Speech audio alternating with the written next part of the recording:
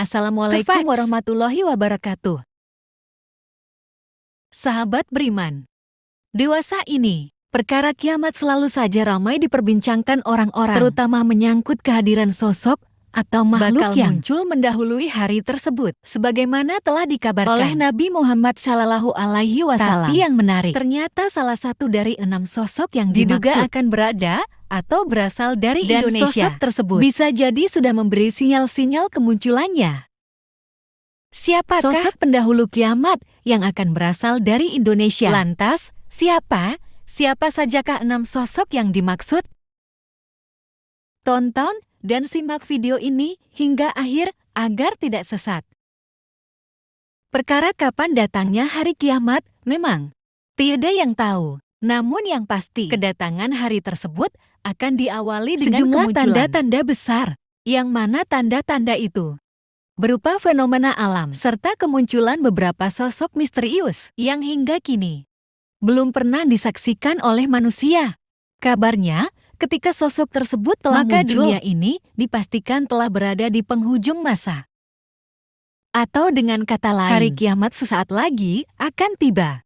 Menurut keterangan riwayat, setidaknya ada 6 sosok yang bakal muncul di permukaan bumi. 6 sosok tersebut yaitu: Dabah dijelaskan sebagai jenis binatang melata yang dapat berbicara. Ia memiliki ciri yang ganjil, yakni berambut dan berbulu dengan banyak warna, pemilik 4 kaki dan berwajah manusia. Kedatangan Dabah menjelang hari kiamat disandarkan pada firman Allah berikut: apabila perkataan ketentuan masa kehancuran alam telah berlaku atas mereka, kami mengeluarkan makhluk bergerak dari bumi yang akan mengatakan kepada mereka bahwa manusia selama ini tidak yakin pada ayat-ayat kami Al-Quran. Surah An-Naml ayat 82. Di samping itu, juga berdasarkan apa yang disampaikan Nabi dari Abdullah bin Amr radhiyallahu anhu, Rasulullah Shallallahu Alaihi Wasallam sesungguhnya bersabda, pertanda yang pertama-tama muncul menjelang kiamat ialah terbitnya matahari dari barat dan munculnya binatang Dabah menemui manusia pada waktu mana saja dari keduanya yang lebih dulu, maka tidak lama sesudah itu yang lainnya pun segera terjadi. Hadits riwayat Abu Daud dan Ibnu Majah.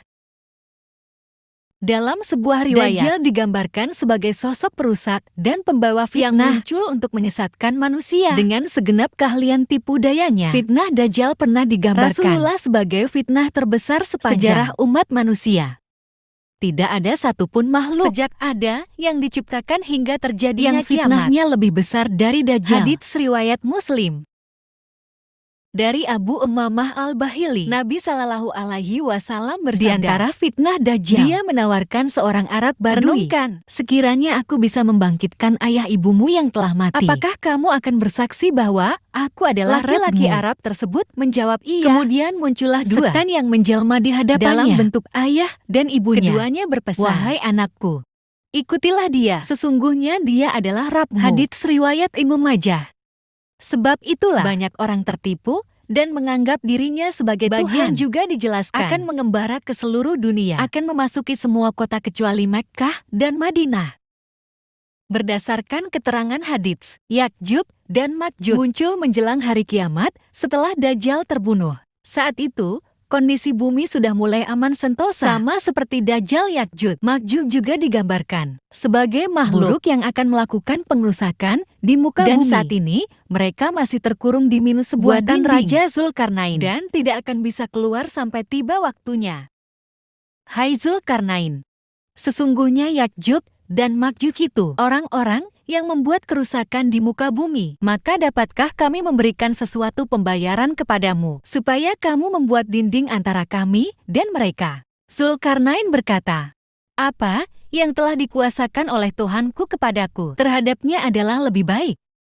Maka tolonglah aku dengan kekuatan manusia dan alat-alat, agar aku membuatkan dinding antara kamu dan mereka. Al-Quran Surah Al-Kahfi ayat 94 hingga 95.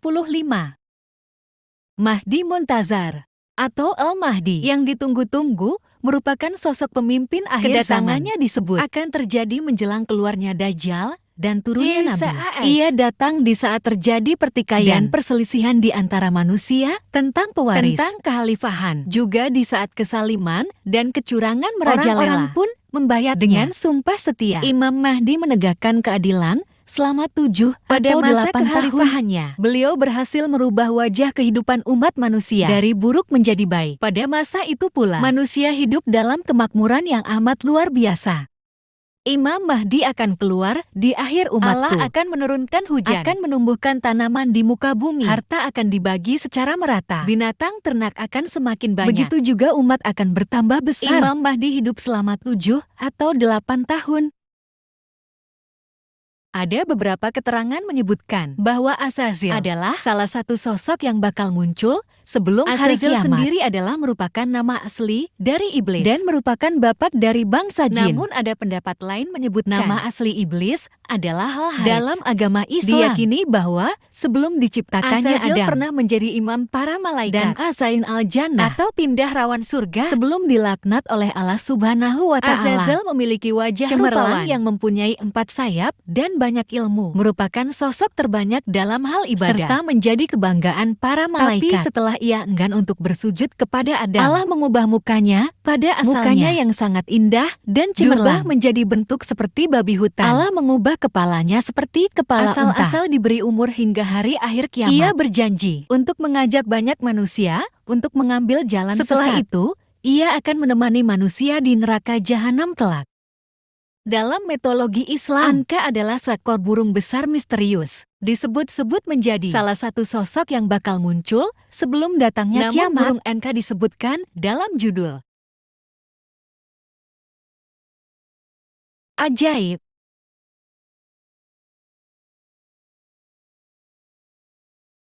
Burung Anka pernah ada pada zaman Nabi Hanzalah. Dengan umatnya yang disebut Azab al-Ras, beliau berhasil membunuh burung ini dengan cara meminta pertolongan kepada Allah Subhanahu. Dikisahkan pula bahwa burung Anka tinggal di sebuah gunung tinggi yang bernama Gunung Falak. Warna bulunya sangat banyak dan lehernya seperti leher unta yang memiliki 4 sayap, di mana 2 sayap berukuran panjang dan 2-nya lagi lebih pendek. Ketika terbang, sayapnya mampu menutup matahari seperti awan.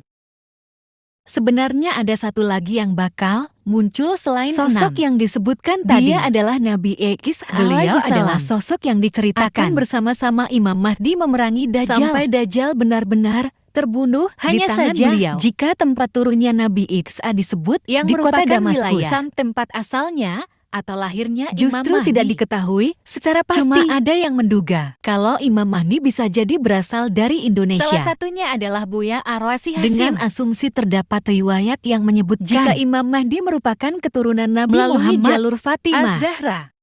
Imam Al-Mahdi adalah dari keluargaku, dari keturunan Fatimah. Hadiah riwayat Abu Daud.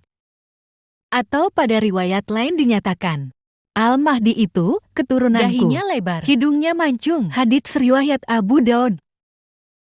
Buya Arasi berujar, apabila benar Imam Mahdi berasal dari keturunan bisa Rasulullah, jadi dia muncul dari Indonesia atau daerah sekitarnya. Sebab jika melihat presentasi jumlah habaib berdasarkan datang terekam oleh lembaga keturunan Nabi, Indonesia dan sekitarnya merupakan negara paling banyak dihuni oleh keturunan beliau, Suriah Nabi. Namun apakah hal ini menandakan bahwa Imam Mahdi beserta pasukan pembawa panji muncul dari Indonesia? Hal itu belum pasti. Buya Arasi menambahkan bahwa dengan banyaknya prahara-prahara di zaman yang menimbulkan ketidakadilan yang sifatnya besar global, kemungkinan Imam Mahdi sudah menginjakan kaki di negeri ini. Mungkin sudah terlahir atau bahkan sudah bergerilya. Bisa jadi Allah juga belum memunculkannya atau sedang menutupinya. Sebab tanda-tanda besar kemunculan Imam Mahdi dan jika dipenuhi ketidakadilan secara global dan meluas. Apa yang diduga Buya Arasi boleh jadi ada benarnya. Sebab dalam riwayat Nabi lain juga pernah bersabda bahwa Imam Mahdi akan muncul dari arah timur. Sementara kita ketahui bersama bahwa secara geografis posisi Indonesia memang berada di bagian timur. Bahkan bisa dibilang hampir